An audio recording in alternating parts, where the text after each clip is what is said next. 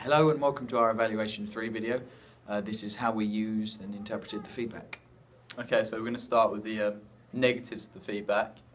First of all, the main thing was our very first draft started with just big chunks of Charlie in his room singing to the camera, and then it cut to Sophie horse riding, and then it cut to the pub scene, and there was no sort of connection between the three. There was no intercutting between the three sequences. So what we did was we cut them down individually.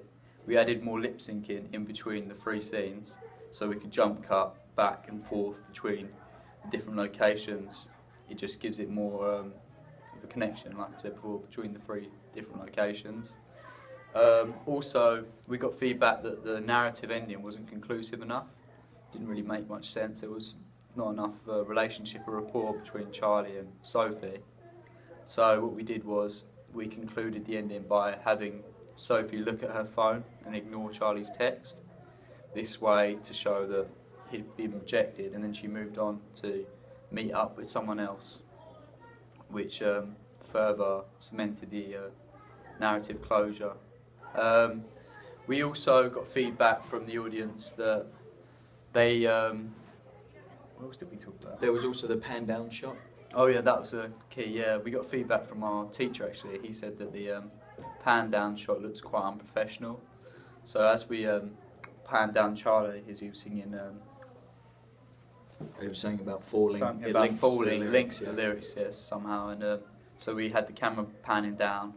Then it jump cutted to Sophie on her horse, and it panned down the horse as well.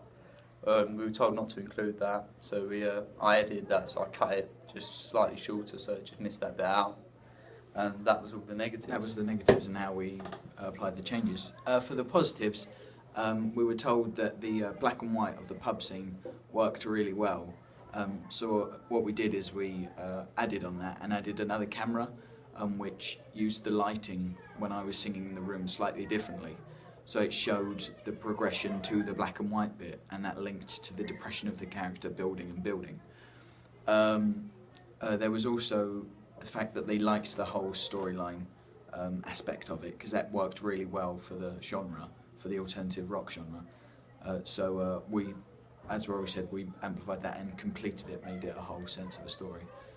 And finally, we stuck to the conventions of the alternative rock genre really effectively, so we made sure that that was consistent throughout, keeping the costume in that style with the black coat and darker clothes, darker tones, and also applying a filter onto the shots that made the whole thing seem more mysterious and dark, which works really well with the genre. Yeah, and they also liked the lip syncing. Yeah. They thought that was perfect. That was The good. performance was good. And there was this stabilisation tool that we added that made the shot seem really professional and smooth. Yeah. Professional.